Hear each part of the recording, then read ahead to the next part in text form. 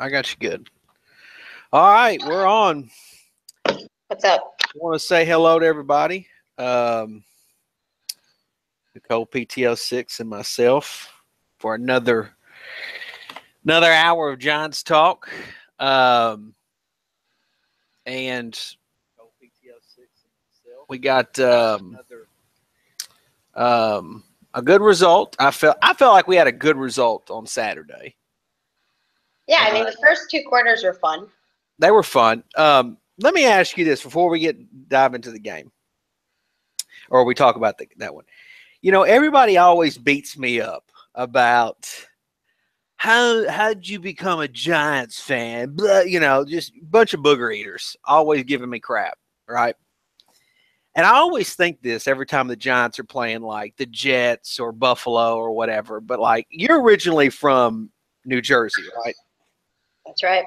Okay. So how does a person from New Jersey, so like literally if you're from New Jersey or even New York, you've got four options. You could become a Bills fan, an Eagles fan, a Giants fan, or a Jets fan. You have so many options. You know what I mean? How did you? Or, I mean, I would even throw the Cowboys in there because. Yeah, I know they're really popular up there. But how did you, originally from New Jersey, like how did you tie yourself with the Giants? I'm assuming at a young age. So, funny story, actually, now that you mentioned this. I remember being, God, I don't know, when was the Bills and the Cowboys Super Bowls? When were that they? That was like 93. Okay, so I was 9, let's just say. 9 or 10. And I'm watching this Super Bowl, and Thurman Thomas, Bruce, some beasts out in red, white, and blue jerseys. And I'm like, man, I really hope they beat the snot out of these jerks who they were playing against. Unfortunately, we all know the result of that. But I really, really liked them. I thought I loved the Bills. And I think I just confused their jerseys with the Giants jersey. No, but that's easy. That could have easily been done back then. Yeah, I mean, I honestly, that Bills defense was sick, and I actually became a Giants fan through my father mostly. He's a huge New York sports fan, Mets, Giants, Rangers, Knicks. I'm just glad I didn't go in the Mets Jets direction. He didn't go in the Mets Jets direction. That would have been catastrophe. But you know, that's basically it. My dad sort of got me into the Giants, and then I was hooked, and here we are.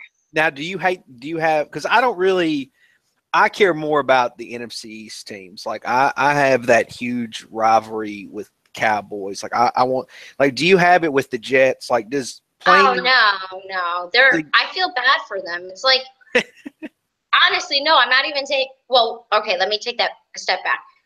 When Rex Ryan was a coach, I could not stand them and their fans. I felt like they just needed to be gone forever. So at that point, during his tenure there, I really, really just did not like him as a head coach. And, we run this city. Like, bitch, sit down. No, you don't. Yeah, him and Jacobs had like a fun little rivalry. Yeah, but I mean, during that period, it was a little bit, I would say, the Jets fans thought that they could be a little bit more aggressive, during Rex's tenure in terms of how, putting their chests out. But, for the most part, I am indifferent towards the Jets. I think that that's the best way to put it. Okay. So. Well, I know that that's to some people, it's a big deal when it comes to the Jets-Giants rivalry. Like, anytime when I was growing up, like as a kid, even though I was a Giants fan, anytime like the Jets were playing on Monday Night Football, for example, I'd be like, oh, cool, I get to see Giants Stadium tonight. I mean, I was just like, I would always spin it in a positive way. But anyways. So before we move on, I think it would be a good idea for you to share for those people listening in. For how did I become a Giants fan? Yeah, yeah. I mean, it's funny because like our stories are somewhat similar, except I was Super Bowl 25, Bills Giants. Like that really that playoff run from the Giants back then, for some reason, just captivated me as a little kid. And when they played the Bills, I was at a Super Bowl party with my dad, and I did not realize. Now that I'm older, I understand, but I did not realize back then that all of my dad and his friends had bet on the Giants to beat the Bills. So was just like, oh, well, we're all Giants fans in here. So like, I just literally just was like, oh, that's just what you do. You're a Giants fan, you know?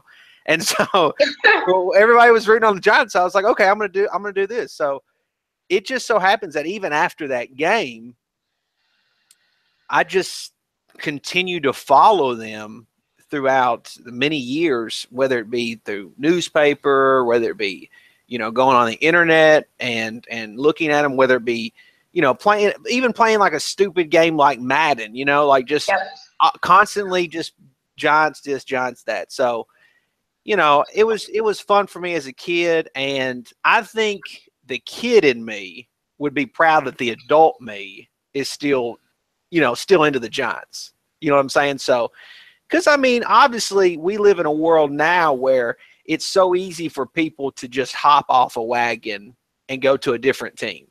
Like, there's nothing fun about being a legitimate fan of a team. Because if you think about it, you have years, like, if we saw the Jets like on Saturday, and we'll talk about that game, but like, to be a Jets fan right now has got to be rough as hell. I mean, their starters wise, I mean, they look like they're clearly tanking this season, but like it looks like it's going to be a really rough year to be a Jets fan. And so like people that are Jets fans, like are legit fans, like I respect the hell out of them right now, because they're gonna go through one hell of a shitty season.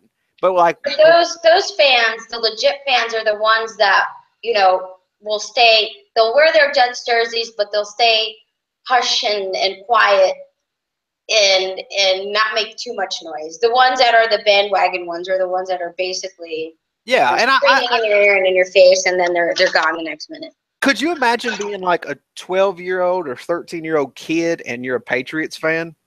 You don't even know what failure is. You don't even know what a bad team looks like. It's ridiculous. Like, I can't wait till those people become adults. And I have a couple of Super Bowl America's game videos that they should watch if they want to see. Well, yeah, I mean, I mean, I enjoy those. But like when those kids become adults, I want to see if they're legitimately still Patriot fans. You know what I mean? Like, I want to know that when Brady and Belichick are gone, I want to know that you're still repping that. Yeah, that we'll see. You know what I mean? We'll see about we'll that. See. But anyways, which one? What unit do you want to talk about first on Saturday? You want to talk about the offense or defense? I'm going to give you my top 3 impressions of this game. Okay, give it to me. Number 1, just glad that we didn't have any catastrophic injuries.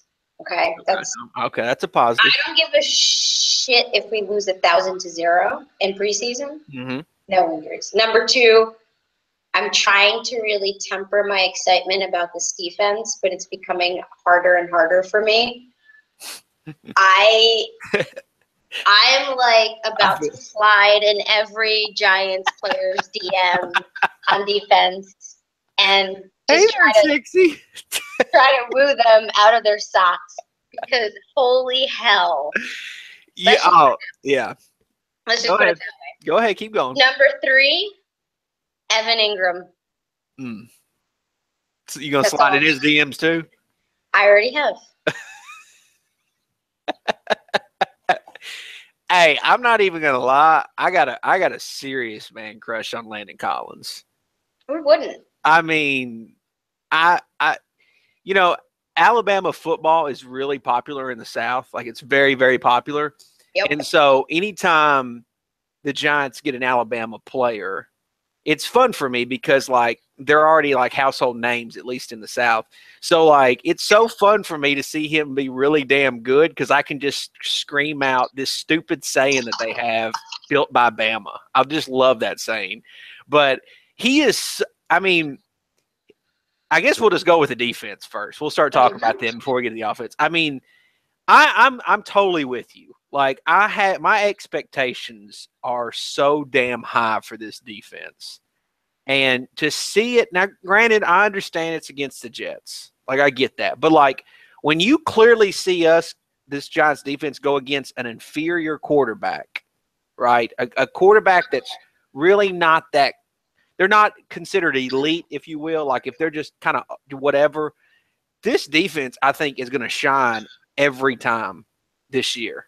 If you don't have an elite quarterback, I think you're in big time trouble with the Giants defense. I mean, you're in trouble regardless, but you're in bad trouble if you're an inferior quarterback because they do so many great things in the secondary with disguises. I mean, that interception from Landon Collins, I mean, for a safety to be that big and that fast, it's unbelievable. And then Pierre-Paul, I mean, he was unbelievable. 2 years ago, PTO6, I was ready for this guy to like leave. I was done with him. I was like, the fingers, he's blowing himself up. I'm just done. He looks like a freak again. Like he does. He looks like a freak. And this defensive line, OV, Vernon, I mean, how good does he look right now? He looks better this year so far than last year. Yeah. I mean, he really looks good. And it's funny because I'm watching the game and it has that feel of that 07 defense, doesn't it? Where we have like a talented defensive line who it doesn't seem like we have to bring more than like if our front four can get to the quarterback on their own right now. Agreed. So if our front four can get to the quarterback, we don't have to bring anything extra, and everybody else can just play back and play coverage. And we've got a really great secondary to go along with that front four. When you think about, I mean, Landon Collins, it's so funny because we have, I think, a top 3 receiver in the league. And in Landon Collins, I think we've got a top 3 safety in the league, if not best. I think he's the best safety. I think we have the best receiver and the best safety in the league. I mean, you can my point is you can make the argument. You really could. It's legitimate that you could actually make that. I mean, we literally could have offensive player of the year and defensive player of the year if both of them have big years. You know what I'm saying? I mean, it is really possible. And so, but touch up on anybody like in particular that caught your eye on defense? You know, again, I just continue to be impressed with BJ Goodson. Mm-hmm. He's a young guy, but he reminds me, I mentioned this during our first discussion, he reminds me a lot, his presence of Antonio Pierce. Seems like a smart guy, just knows football, knows how to play football. So I continue to be impressed by him. You know, somebody who's been under the radar in the preseason, but I think he's going to be very impactful for us is Devon Kennard. He's, I think, outside linebacker or inside linebacker. Mm-hmm. But I think they're going to bring him in on some pass rush situations there. So I'm looking forward to seeing more from him. I was excited to see JT Thomas back out there finally. I'm assuming he's going to play a majority of the game tomorrow as he's been out for most of the preseason. But, you know, that guy's he's a great locker room guy, and, you know, he was playing really well for us before he got injured. So hopefully he can sort of be that linebacker that we need. And Munson, I don't know if you've been watching this, the middle linebacker Munson, is pretty decent. So I think overall on defense, you know, just your typical guys, JPP, OV, Snacks is going to be a beast. You know, I heard one of our guys got banged up, Bromley, but I think we're pretty deep. I'm knocking on wood right now, but I'm excited. What is your thoughts? Sorry. No, keep going. No. I was going to ask you, what is your thoughts on Dante Dion? You know, he had the interception. I would love to say he definitely deserves a roster spot. I know I'm sounding like a big ass bitch because who am I? I'm not some scout. I'm not, I'm not in the locker room. I'm not a coach. But did you see that one play where the Jets scored a touchdown and 2 cornerbacks literally tripped over their own feet on the same play? Well, yes. And he was one of them. Yeah. It brought back shades of, Aaron Rouse, Trevin Wade, just the garbage that we used to put back there. And you know what? He's a good guy. He's had a couple of pretty decent plays in the preseason. I do not trust him and his consistency. Hopefully he gets better. I'm so torn on him because one minute I'll see a really good play. They've even had him back there returning punts. And I'm thinking, man, this guy is he can be a really good player for us, this and that. And then all of a sudden, I see something silly, and it's like I want to buy stock into him, but like I don't know if I can trust him right now. And when you start talking about guys like Eli Apple, Eli Apple is got this ankle thing already again, and other ankle this time. Well, it just the point being is like if some of our guys go down, whether it be Rogers Cromartie, Jackrabbit, or Eli Apple, other players have to step in and fill that void. And like I feel like we are in certain areas, we are deep. In the corner and the secondary, I feel like from a safety standpoint, we're very deep. Our cornerbacks are very good, but I feel like in a lot of ways our cornerbacks are kind of top heavy. And so I'm just concerned that if we have injuries in that area, that we need to have players to be able to step in and fill those roles. And like every time I see Dante Dion play, I'm saying, well, it's all good. And then all of a sudden I see a bad play and I'm like, I'm really nervous about this guy. Yeah. I mean, and I feel the same way about Michael Hunter as well. Like, I actually did like Michael Hunter from what I saw. I liked him more. I'm obviously higher on Michael Hunter than Dante Dion. I think Dion's just literally relegated to slot. I can't see him on the outside, to be honest with you. I would throw at him all day, every day. He's like my height. So, I agree with you. In this league, you need 4 or 5 cornerbacks since it's a pass-first league. But I honestly, my impressions that I'm getting at this point is that he will make the team.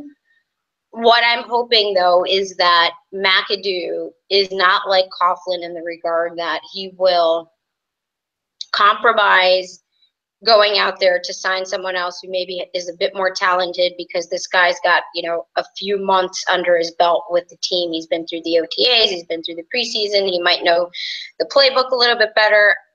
I just hope that doesn't happen. McAdoo doesn't strike me as that type of coach. I'm hoping not. But, again, I don't know more than they know. I'm just talking about what I've seen, and what I've seen has not been, I honestly, if I had to make a decision today, I would say no. No. I don't trust him at all. I don't trust him. Okay. So do you want to do you want to make any more comments on the defense, or do you want to No, I think it's pretty self-explanatory. Every single preseason game they've looked in mid-season form. They really have. With the vanilla play. So again, I was really focused in on the offense and the offensive line because the Jets have a pretty decent defensive line. I don't know if you've noticed or not, but they have a couple of beasts on that line. So I was really looking forward to our O-line going against their D-line. And well, let's now. Okay, so let's move on. Let's talk about the offense, because the offensive line still scares the hell out of me.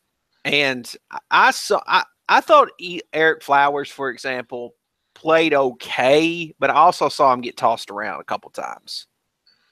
And I mean, like a rag doll tossed around.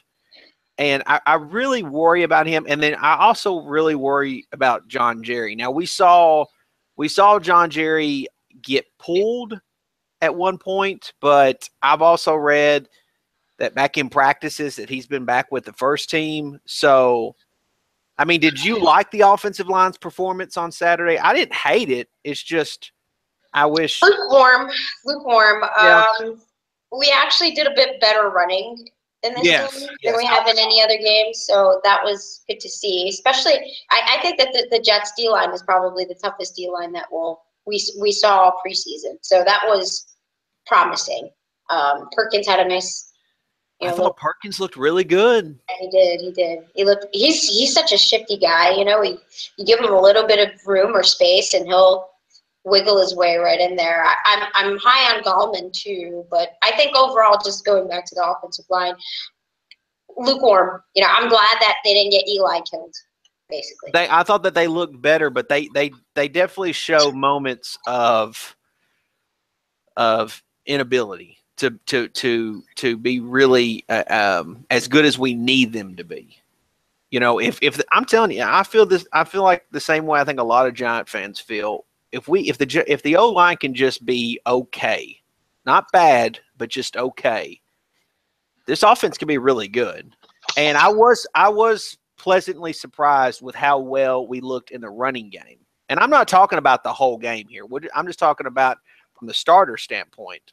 It was good to see Perkins have some holes and actually do something with them. It was good to see a running touchdown, even if it was from a yard away. Yeah, and the thing is obvious that whether it's McAdoo, whether it's Jerry Reese, this is the offensive line we're going to have, and this is the offensive line we're going to have all year long, assuming they all stay healthy. So, I mean, we have to work with what we've got here, and again, I didn't hate it. I like the word you used there, lukewarm, because I feel the same way about that. I really liked, obviously, what I saw from Ingram. I liked what I saw from Perkins. I really liked what I saw from Travis Rudolph.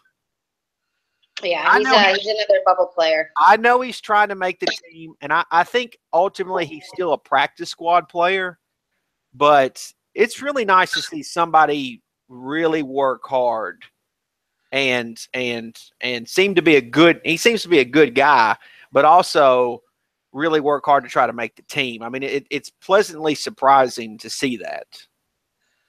If it were up to me, I would cut Roger Lewis and have Travis Rudolph make the team. Okay, why would you? I don't. Because he drops everything. I mean, he made a really nice grab on a fourth down. Basically, almost got decapitated, but he's also just very inconsistent. I think Travis Rudolph is a better football player in terms of knowledge and just being able to catch. He's a more fluid football player. Roger Lewis, to me, is he's got great speed. He doesn't run really good routes, and when Eli puts the ball in his hands, he's had a lot of drops this preseason. I was surprised that was him who caught the ball when he nearly got decapitated, because I honestly thought that was Rudolph, but he did have one nice grab there. I just think that in terms of upside, I think Rudolph has more upside than Roger Lewis. But where do you stand with Tavares King? Shit, that's another one where if he can't stay healthy, I don't have time. I don't have time for that. I don't have time for him to be getting hurt every other game. We need to. It's interesting how, again, like this, the receivers, when you think of Shepard, Beckham, and Marshall, very top heavy. But then after those three, it becomes the name, you know what I'm saying? There's no like clear cut number. I mean, I would guess Lewis would be the clear cut number 4, but if guys go down, if Beckham, who I suppose I'm 100% sure, I would bet my life that he does play week 1. There's no doubt. If he has some type of nagging injury though throughout the year, and we need somebody else to step up, who knows where Marshall will be, if he'll be able to make it through the whole season. Shepard, same. I mean, just one of these guys are going to have to come up and make a big time play somewhere along the line, somewhere point in the season where someone's just going to have to step up. I'm really curious to see who that person will be. Look, I was high on Tavares coming into this new season. I thought there's a couple times against the Redskins where they showcased him. Obviously, in the game against Green Bay, he's a speedy guy, and he can catch the ball. So I would love to actually see him, if and when healthy, in the slot. I know he's a little bit big for the slot, but his shiftiness and his quickness, I think they were, Dominic Rodgers-Cromartie is probably the fastest player on the football team. And by all accounts, apparently Tavares King is like tied with him. So quick, can catch the ball. I'd love to see him in the slot. I just need to see him healthy. And honestly, number 4, you want to know who number 4 is? That's Evan Ingram. He's probably 1A, really. Yeah, I just don't count him because he's listed as a tight end. I tell you one thing that I'm curious what your thoughts are on this. Last year, I thought that one thing that we lacked in the receiver group was veteran leadership. And that really was in my opinion, Victor Cruz's job to be a leader. Who's, sorry to interject, is going to be cut by the Bears, by the way. Oh, okay. Well, that's a nice hot take. I really wished Victor, and so when you go back and I don't want to make this about the boat trip, but when you see that, you kind of wish that a leader like Victor Cruz would have stepped in and made, just made a more of a veteran leadership decision on that. And so I'm really hoping that Marshall, and I know this is crazy, but I'm really that Marshall is the veteran leadership that our receiving group needs, not only for Beckham or even Shepard, but guys like Lewis, King, if Rudolph makes the team, so that once Marshall leaves, whether it be a year from now or 2 years from now, these guys can understand what it is to be a good veteran in this league. Yeah. That's because the thing with Beckham is sensational player. We've already talked about, probably top 3, if not the best receiver in the league, but the maturity level has to be there, in my opinion, to get him over the hump. And I'm hoping that that's what Marshall will bring. Now, that stuff obviously doesn't go on the stat sheet, but I feel like it's important. I feel like it would only make him a better player. And not only that, but make the rest of them a better player. Whether it is watching game tape, whether it's knowing how to be a proper pro. Marshall, he's had his ups and downs throughout his career. He's been judged a lot by the media at various different spots. So I'm really hoping that he can bring some of that experience to our receiving corps.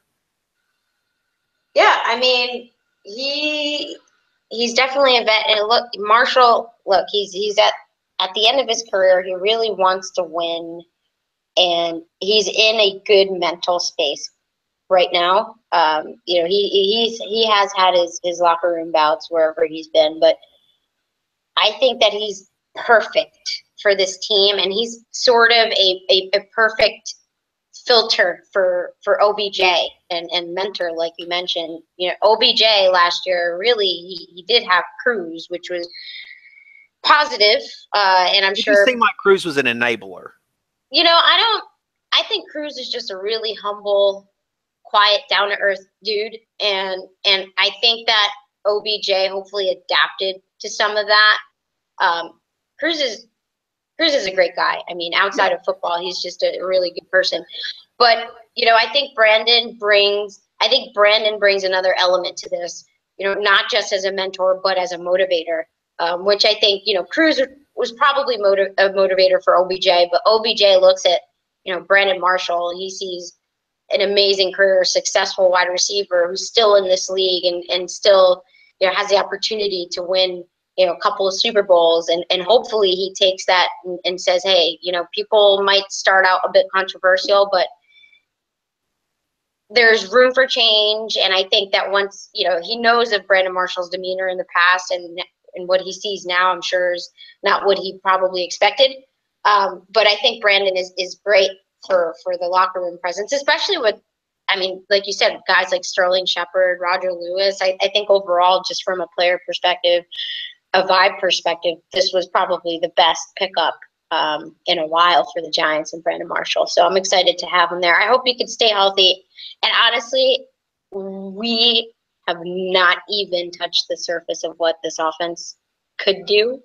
Like you said, if the O-line does even okay, we saw them move the ball pretty well against the Jets. And again, it's preseason. I get that. I'm not trying to get too excited. But if you go back and you rewatch the game and you see the athleticism of some of these guys, you know, athleticism isn't going to change from, you know, preseason to regular season. If anything, they'll up the ante. But from what I've seen so far, you know, I just like how young they are. Like what I see. I love a young roster. I really do. Do you think that Marshall, can he be Plaxico 2.0? Nobody could be Plaxico 2.0. Plaxico 2.0 is Plaxico period is on another level. I think that he'll be the big target though. Yeah. See, I don't really know much about how his speed, right? I don't know how they're going to use him. Obviously not. It will be interesting to see how they use a straight line receiver. I just don't see how he could beat. It's just interesting to me because, you know, when Eli had a big receiver, a big target, he was successful with it. I'm not saying that he needed that. I feel like it's the tight end that's been Eli's bugaboo over the years, where he needed a tight end. But I really feel like Plaxico brought a really nice red zone presence that Marshall is going to bring. And I think you're going to be able to see us where we've had issues scoring in the red zone in previous seasons. I think we're not going to have that issue. As long as Marshall's healthy, I don't think you'll see that issue because you're going to have to cover Beckham. You're still going to have to double Beckham around the end zone. Still going to have to. And Marshall's going to get some one-on-one matchups. If he's healthy, I mean, he should win a lot of those battles. I hope so. With that, okay. I know you want to talk about Evan Ingram. Just go. Just go. Go right ahead. Just gush over him. I rewatched the game, and not only is Easy 2.0 going to be an awesome option on offense, but he did really well blocking. I know. That's something that he kind of struggled against the Browns a little bit. So for me to see that improvement there, even if it's just preseason, any consistency, any semblance of improvement or progress, especially with rookies, I was going to say something really inappropriate, but you know what? Let's just leave that out of this and just say that I'm impressed. All right. Let's just say that. I thought he did really well. He was open, I think, almost every single snap he was out there as a tight end or wide receiver. In the end zone, though, he had some pretty good coverage by that. I think that first round pick. Plus, it was a pretty shitty thrown ball by Eli, but whatever. I think he's going to be great. I think Eli looks really good. Well, this is okay, but this is my argument. Okay, Eli, in my opinion. And I think you and I are both Eli lovers. I mean, we both wish that Eli could stay until the day we die. I mean, and we hope to live. You know, we want Eli to be here forever. I feel like Eli has always been really good when he's had a good tight end. And I mean, a good tight end, not just a tight end, but somebody that is actually worth a damn. And I've watched it. You know, the SEC is really big in the South and whatnot. And I've watched Evan Ingram play a lot in college. And you know, you gush over guys like him and say, damn, I wish my Giants could have a tight end that good. You know, just anybody.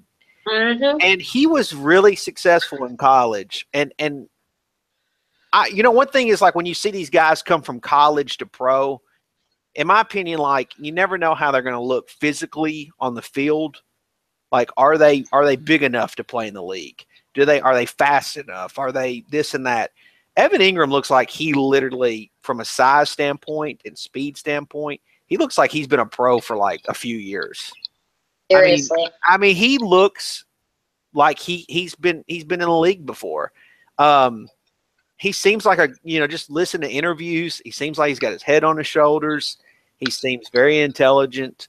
And he just seems like a damn good football player. And I have really high hope. I have the same hopes that I have for this defense I have for Evan Ingram. Well, he's Ole Miss, right? Well, that means that's Eli. Ole Miss to Ole Miss. Ole Miss to Ole Miss. Easy to Easy E. How could you? It's going to add up. It's serendipitous, really, honestly. I hate to put so much pressure. I don't want to say it's called pressure, but I hate to have so much expectation for a rookie, because obviously it's a rookie and he's going to eventually hit a wall, because they all hit a wall, No, he's not. I mean, he could. Yeah. He could. I mean, you got to think about it. If we're going to be a playoff team, he's going to play the most games he's ever played in his life. He'll be fine. I hope. I mean, again, going back to his body, he seems like he has an NFL body. So hopefully he can take that. But I mean, I'm with you on that. I think he plays a great blocking role. I think he can block, which is a big part. But I think we're really excited about what he can do in the passing game. And again, when you go to these games and you see the Giants play live, you notice every time that Beckham is double covered every damn time. And I understand why he gets frustrated. But guys like Ingram, you're not going to be able to double Beckham and not have guys like Ingram, Marshall, even Shepard, and for them not to be successful. I don't know how they can't be successful, Listen, every time Evan Ingram caught a pass last game, I was celebrating like Shango when what's his face? What's that? Rico Gate. I mean, it was the most simple catch. I mean, yeah, he's got all he really needs to do is reach up and grab the ball on that one touchdown in the first game. But I remember watching that video and I'm like, holy shit! Like, is that real? At first I thought Shango was trolling us, and then I'm like, oh no, he's really that excited. So that's exactly how I was celebrating. Not really, but listen, I'm trying to remain a very tempered Giants fan at this point. All I can tell you is that I cannot freaking wait until next week. Because as soon as I get to the airport, as soon as I get into that lounge, it's over. Like, good luck if you see me at the tailgate. It's going down. I just can't wait for this game. Have awesome seats where hopefully we'll get a really good view of the entire field. And I'm just looking forward to really enjoying what I think is going to be a very, very good Giants win. But again, hey, listen, going back to one of the points you made earlier about the Giants defense when they face pretty relatively green quarterbacks. 3 years ago, I'd say we'd lose a game, right? God forbid we injure the starting quarterback and then a replacement comes in. We were more likely to lose a game against a replacement than versus the starter. There's no doubt in my mind now. Who was the Redskins guy? Oh, don't even remind me, please. Oh my God. Rex Grossman. No, it was him, and there was somebody else. It was the Was he old? Todd Collins. Yeah. Do you remember losing to Todd Collins? Stop. Just don't even, please. Yeah. You remember losing that was a Super Bowl year too. Mark Sanchez? What the fuck? Yeah. But see, this Giants defense. Now, look, that doesn't mean that we won't. And I think we're going to be fine when we play. If we were to play the Packers, for example, I think we would be fine against Aaron Rodgers. I still think our defense can hang with great quarterbacks. It's just when we play quarterbacks that are a little bit don't have that elite status, and Dak Prescott falls into that. He's not by any means considered elite. You know, I don't know if Kirk Cousins is considered elite, and I definitely don't know if Carson Wentz is considered elite. When you look at the three quarterbacks in the NFC East, this defense should give all three of them issues, all three of them. And and Dak, by no means, you know, last year when you looked at that game, the very first game, Cowboy fans just said, okay, you beat us, but that was Zeke and Dak's first games as pros, you know, just a bunch of horse shit. And then the second time around, the Giants pretty much just shut them down most of the game. I mean, just completely shut them down. And so, and so, you know, it's like it's they're in trouble. I mean, there's no question, and they're in trouble week one. Listen, you throw me behind that offensive line last year, I probably would have had like 500 touchdowns and, you know, 1 interception. Rushing or throwing? You know, maybe 70% rushing and 30% throwing. Let's just put it that way. But am I impressed? I think Dak shows pretty good composure. He has like 10 seconds. Player. I'm not saying he has like 10 seconds to throw back there, but you know, again, they're not the same team as they were last year. I think they actually regressed. We'll see come game day, but I'm not scared of the Cowboys. Well, I'm not. There's no question that they won't pay back, and that's a good spot for them. It's home opener. It's at home. It's on prime time. You know, they're going to be amped up for that game, no question. But I think it's a game where the Giants can make a statement early and say, we control the NFC East this year, whether you guys like it or not. But I feel good. What do you before we completely go away from the preseason, anything in particular that you want to see tomorrow? I don't want to see somebody who even has a potential of being a really good depth player for us get hurt. I want to see some of the fringe guys. So who Travis do I consider? Rudolph, Dion.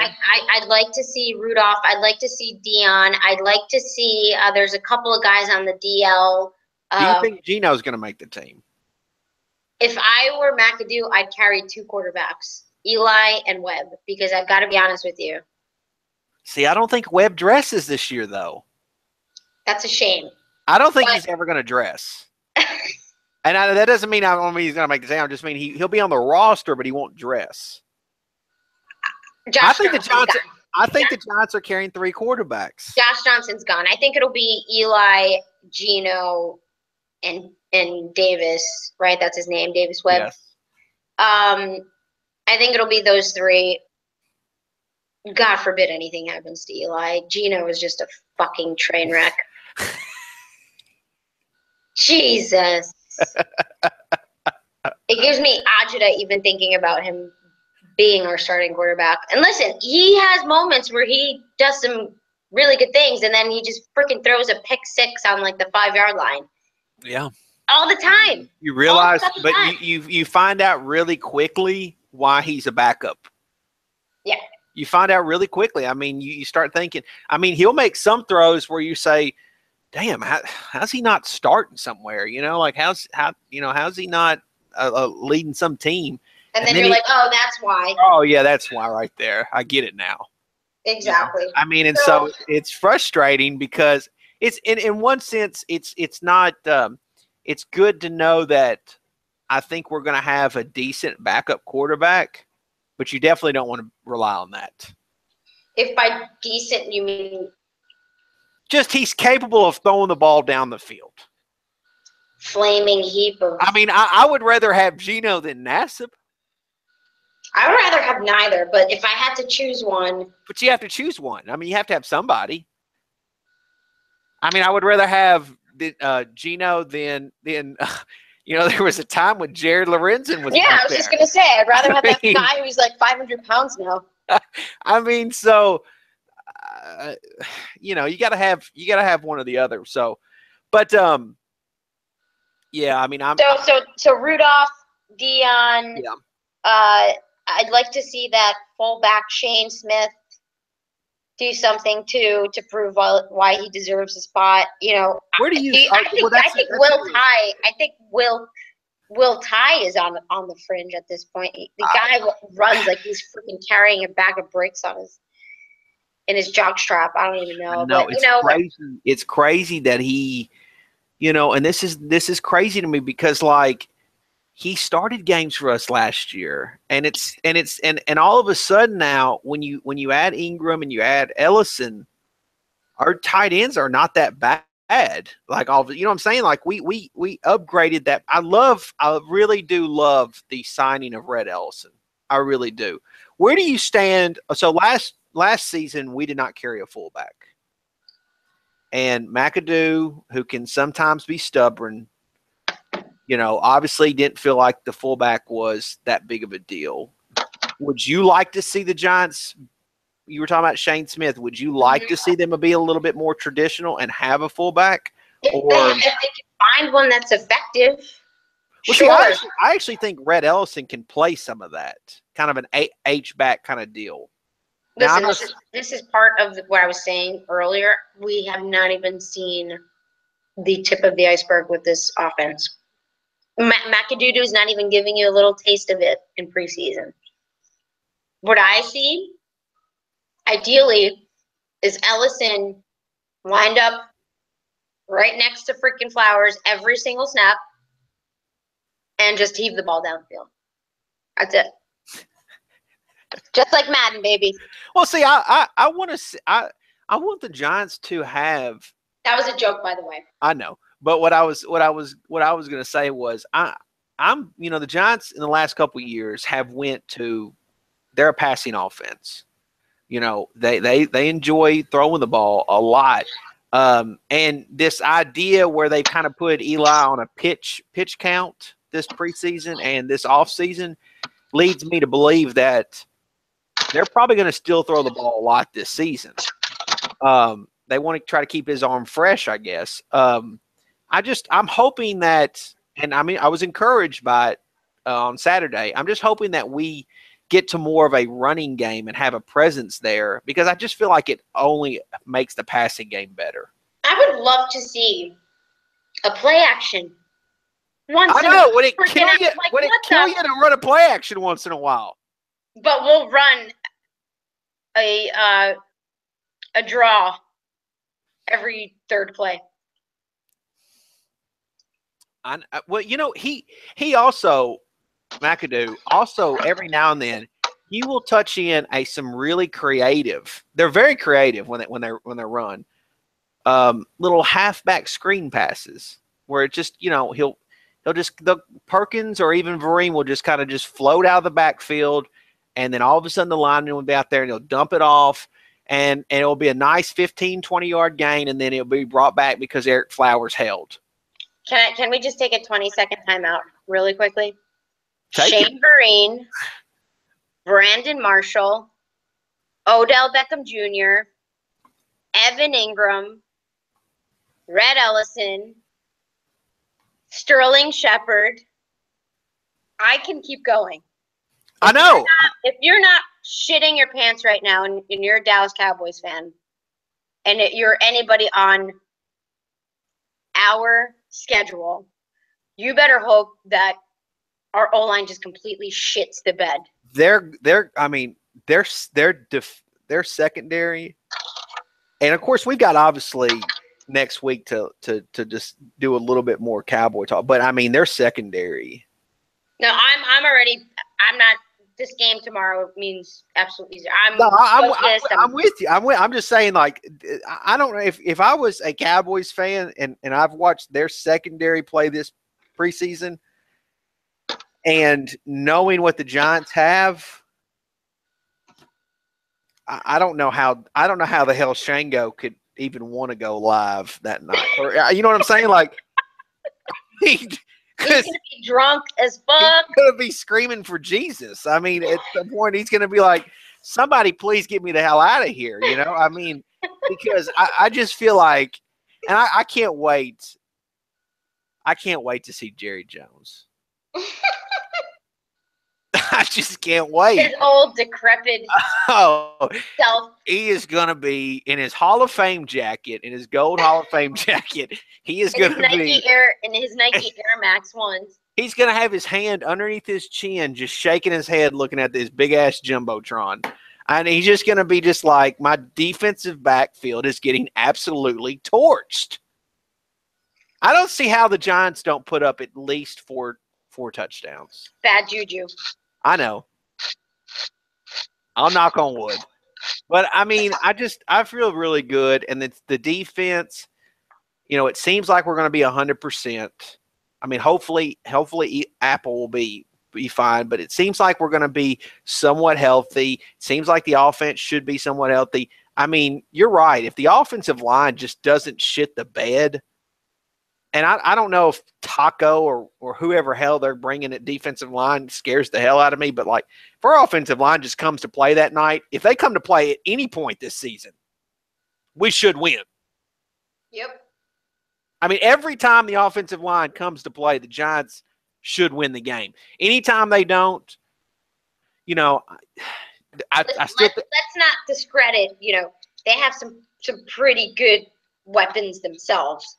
Even without Ezekiel Elliott, I still think that, you know. Well, McFadden's nothing to sneeze at. He's not. He's not, and neither is Morse. But, you know, and Jason Witten's always been a giant killer. Des Bryant's great and all, but, like, I just feel you know, this is really honestly the first year in a long time I've had so much confidence in the defense. I feel like they can do anything, and they can stop anybody. If they stay healthy, I think that we're going to probably be the best D in the league. I mean, I feel like if there was a train on the tracks running 80 miles an hour, this defense could stop it. I just feel – I mean, I really do. I just feel like – and that's not to say that the Giants aren't going to – look, I'm not sitting here like old Fi 18-0. Yeah, I'm not sitting here going like, oh, this is going to be totally easy. I'm getting a Super Bowl L1 whatever on my back. Yeah, I'm not already getting a tattoo or anything saying Super Bowl champs. I'm not. I mean, there's no question the Giants will have obstacles that they need to get over. But anybody that thinks the Giants are an 8-8 team, to me, is crazy. You know what that just reminded me of back in the day, that one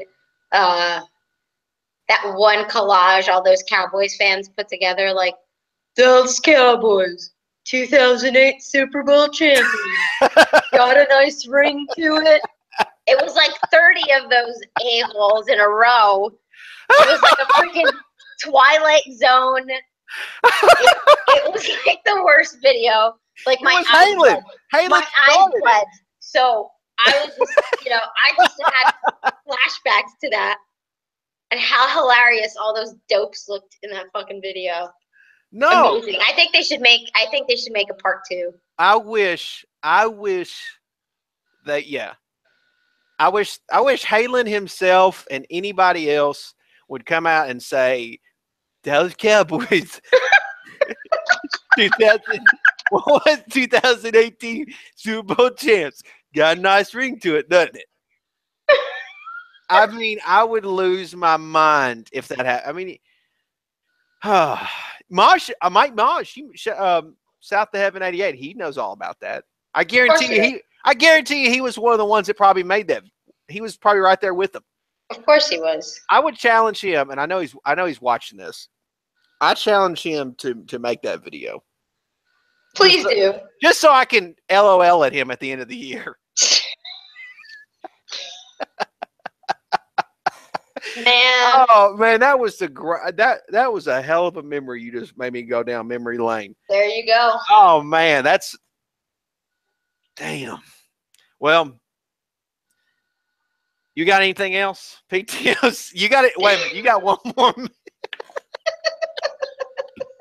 That was the best damn memory. Oh my god! All like their little snickering faces, like you just wanted to slap the shit out of them, all of them, like a huge, just giant one bitch slap. See, and it would reach all of them at the same time. And the people that are on YouTube now that make videos, they have no idea. They have no appreciation for this stuff. No appreciation, and they never understood how much fun it was just to shit on Cowboy fans when they would do something stupid like that. Like, I remember, like, one week it'd be like, Dallas Cowboys, 2008 Super Bowl champions. Ring to it, and then fucking seeing a video by Shango literally sweating his balls off, complaining about how the Dallas Cowboys got too cocky against Seattle. It was better than one of those Spanish soap operas. I swear to God, it was so fucking entertaining. Do you remember him doing the one with Jessica Simpson, telling him to get out of his house? Get him out of my house! I live with those people. Get them out of my house. And I was sitting there laughing. I just kept thinking, damn, he's got some really nice shades on. Got some good looking shades on as he's just. Man, I miss those times. It seems like the Cowboy fans this day and age have become a little bit more tempered with their expectations and their video making, but man, I miss them going off the handle so bad. So bad. Yeah, I mean, it'd be like, we're winning the Super Bowl this year. Tony Romo breaks his everything. Like, these people literally look like they were the most depressed zombies making these videos. Like, you know, hopefully we can get something out of the backup, but Romo's gone. So, here's to everybody hoping that he'd end his career. Now you got your wish. Meanwhile, I'm like, those idiots, if they freaking started Romo in the playoffs last year, they could have actually made some noise. But instead, Jerry Jones does what Jerry Jones does, the gift that keeps on giving. I thought they were a better team if they would have played Romo. Oh, are you freaking kidding me? I think they were a better team. Romo had like one pass in the preseason like 3 passes. They were all touchdowns. I'm like, fuck, we're fucked. And then he goes and gets like fucking his life ended against Seattle. But he was healthy. I don't give a shit about office politics. I would have been like, motherfucker, you're in, bitch. Let's go. J-Wad was always my favorite back then.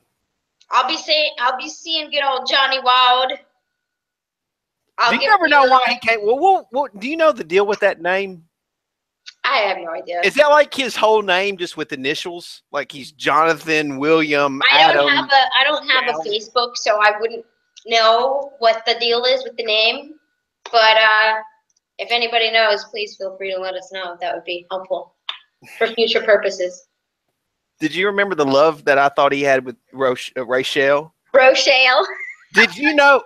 Look, and we're getting ready to wrap this thing up. You're stirring the fucking pot right now. That girl was like 13. No. I was. Do you know that Rachel is in a relationship now with T-Velly? Who?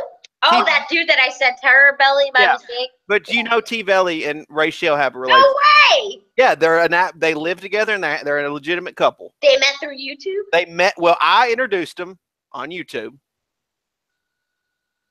And the reason why I say I introduced them because let's face it, that they were watching NFL TTC because of me. Get the fuck out. They probably were. And so I think my videos, they probably met each other in my comic section. And so, they're a couple. But so all along I was, and I got no issue with Rachel, but I called it. I saw that she was looking for love and she found it in T-Velly. I just thought, and I think J-Wad saw that. I mean, whatever floats your boat, man. I'm just saying. YouTube love. YouTube love, thanks to Copizzle. Back in the day, there were no Tinders. There were shit. It was no sliding into DMs. It was sliding into Cops comment section. Yeah. You didn't slide into Tinder DM. What? I don't even know. Can you even DM? I don't know. I don't know. You didn't slide into DMs. Honestly, I don't even have an Instagram. I just hear that from all the kids these days, so I just repeat it. Yeah, you're exactly right. You didn't slide into the DMs. You slid into Copizzle's comment section in 2008. Exactly. And you know what was there? Was love. You know what? They have a great story to tell their kids. I feel like I should Copizzle's comment section. Well, if they get married, I feel like I should be there to give a speech. You should. I mean, you should be like Michael Scott and just completely take over their entire wedding. Cut a promo right there. If I don't get a chance to cut a promo at their wedding one day, like their love is a lie. I can see you hiring a pilot to fly a fucking airplane over that wedding with some fucking banner with your fucking face on it. Like, don't forget about me. I mean, because one of them is a Redskins fan, one of them's a Cowboys fan, so I can cut a promo talking shit about both teams. Let's face it, the Eagles have never been relevant because they never win a Super Bowl, so like there's no need for me to talk about them.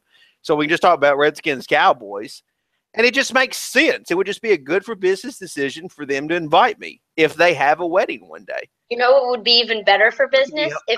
If you had an intro song and it was the Ric Flair wedding. You just out like, woo! I come out in a damn robe and everything. It says Giants Mafia on the back. It's got a long fucking tail on it. It'd be fucking fantastic. No one would know who the hell I am there except for them two. And it would be the greatest 2 minutes of their life. It'd be amazing. So, all right, man. All right, PTO6. We'll wrap this thing up. I appreciate everybody watching, commenting, and hanging out with us. We'll hook up again next week, right before the Cowboys game. And yeah, I'm excited about this Giants team. Me too, man. I'll catch you next week. All right. Y'all take it easy. See ya.